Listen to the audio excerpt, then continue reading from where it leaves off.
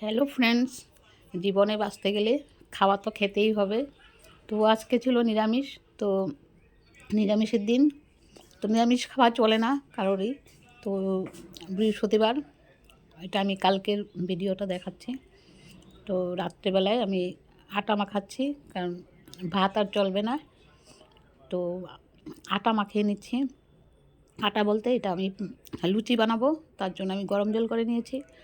আর এখানে আটা মাখাচ্ছি গরম জল দিয়ে, কারণ গরম জল দিয়ে আটা মাখালে কী হয়, লুচিটা ফুলকো ফুলকো হয় আর নরম হয়, বেশ ভালো লাগে খেতে। তো তোমরা কি আমাদের মতো এভাবে গরম জল দিয়ে মাখাও? কিন্তু মাখালে খুবই ভালো হয়।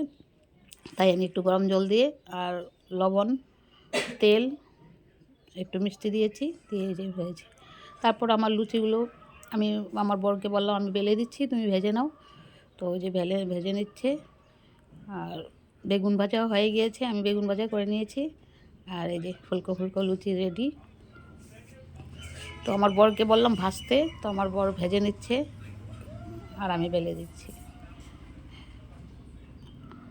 তারপর আমি বললাম যে দাও আমাকে একটু, আমি বেগুন ভাজা দিয়ে খেয়ে দেখি কেমন হয়েছে লুচিগুলো।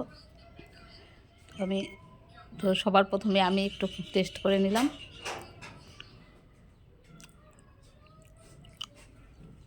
বেগুন ভাজাটা বেশ ভালো হয়েছিল। তো এভাবে আমি রাখছি, আমার ভিডিও শেষ।